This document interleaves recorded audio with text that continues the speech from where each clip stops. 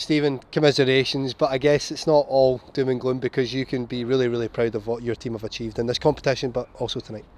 I think so, yeah. You know, after the last round you asked me and you'd said we created history. Well, we didn't really want to think about that back then, you know, but I think now's the time to say they have created a little bit of history. You know, I think for the competition moving forward, for the young Colts teams moving forward, I think that's got to be the aim and the target for all the teams. You know, try and play more games against senior opposition. Not be fazed by it. I just felt maybe today, for the first 10 or 15 minutes, we looked a little bit overawed. We couldn't get a hold of the ball. We didn't really play a natural game. But I just felt, you know, the longer the game went, that we grew into it.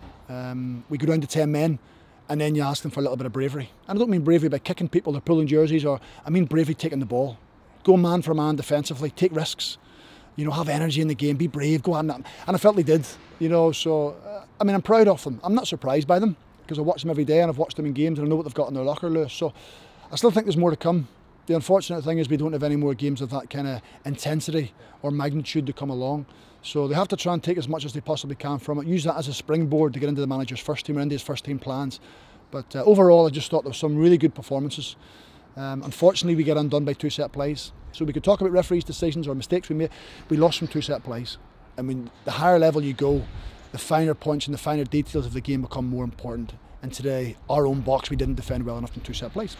You've certainly created a competitive attitude in that dressing room, because speaking to the boys after the game, they were deflated, they didn't have their heads proud, they weren't proud, they were gutted that they weren't in the semi-final, and that's what you want to see from your youngsters, isn't it? Well, that's the initial reaction after you get beat. You know, it's as the days go on, you start to look back with a little bit more pride and, you know, and kind of enjoying it a little bit, not enjoying it, but almost reminiscing about it. But I think at the moment, it's raw, it hurts, but that shows that players feel they had a chance of winning the game today. My big thing all week was trying to convince them that they had a chance of winning the game.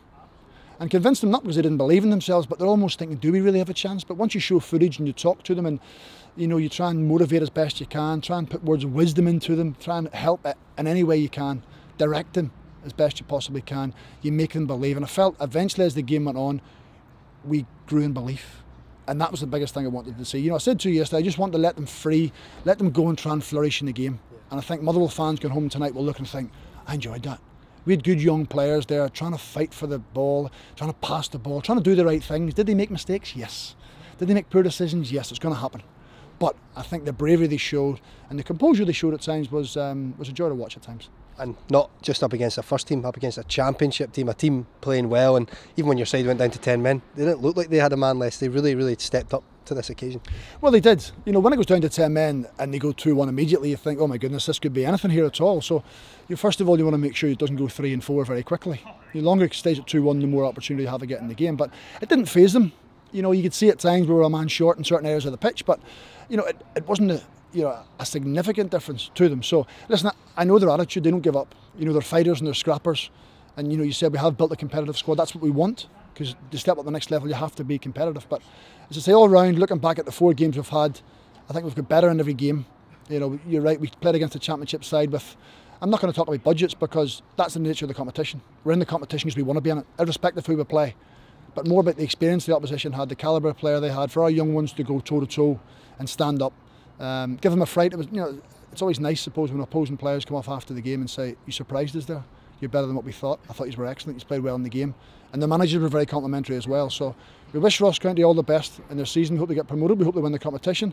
And it's onwards and upwards for us. Yeah, it certainly is. Well, Stephen, commiserations, but you can be very proud of you and your team. Well done. Thanks, Lewis. Cheers.